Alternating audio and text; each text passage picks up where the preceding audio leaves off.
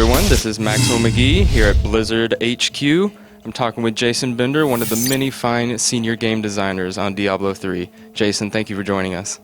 Glad to be here. Where is your team at right now in the development of Diablo III? Well, we are finishing up a number of game systems, and we're coming up on a public beta here. So we are trying to get everything ready so we can show it to the public. So I wanted to ask about the trait system and how it differs now than it did in Diablo II. So we've done quite a bit to the skills.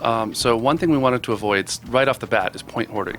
In Diablo 2, you might have recalled that you would want to keep a point handy so that when you reach that magic level, you can spread it across several skills or what have you. So now you can pick your skills more freely. You can rearrange them largely at will, but they do unlock as you advance in level, so you get new skills as you advance. Additionally, of course, you can put a rune in a skill, and depending on which rune effect you get, the skill can be either a more intense version of the base skill or a drastically different effect. Now with the runes, could you perhaps give us some examples of specifically what they would do? One of my favorites, the Witch Doctor has just the craziest stuff, so I like to use the Witch Doctor. He's also the craziest looking, so... He's a little out there. And so the Witch Doctor has a blowgun that shoots darts, right? So if you put a particular rune in it, it could shoot a more poisonous dart that does more damage. You might get one that kind of makes it a machine gun. It's a rapid fire dart gun.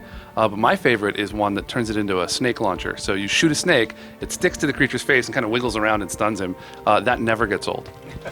Now when can players expect to start earning some of these runes?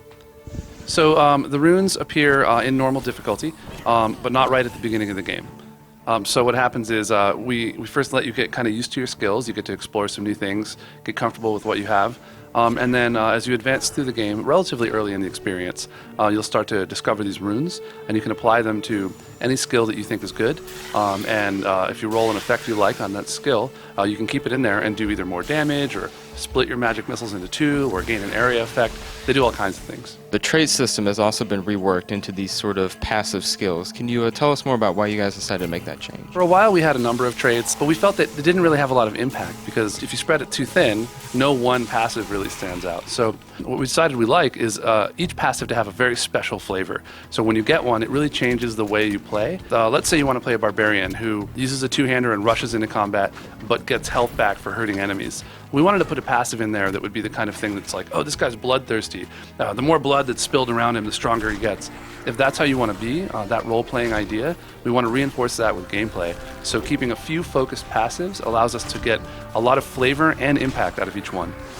Now with so many different like active skills and passive skills, will there be a way for you to perhaps save like a certain build of a character that you could quickly call up while in the game? Like if I want to have like a healing focused a setup or a damage focused setup and I want to be able to switch quickly between those two, is there a system in place for that?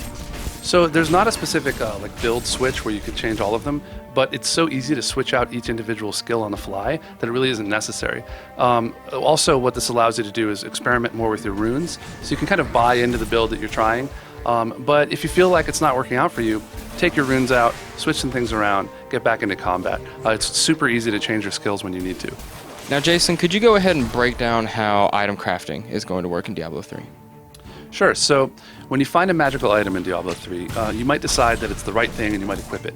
But if you don't like it, you can always break it down and take those components and keep them handy for crafting.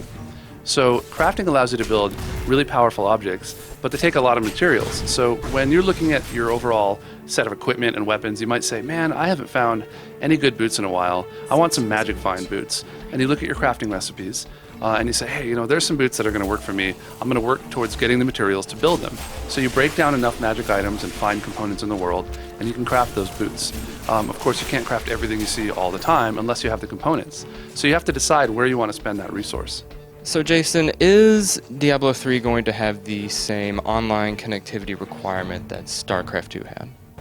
So you will have to be online to play Diablo, but what we've learned from StarCraft 2 is that Battle.net has a bunch of features that we want to make available.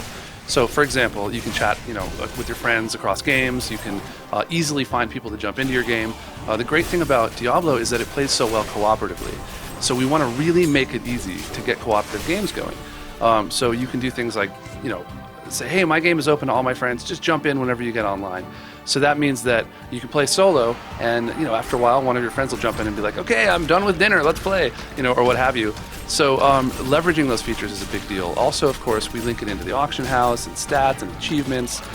There's a huge myriad of things, a lot of them out of StarCraft, and WoW that we want to integrate.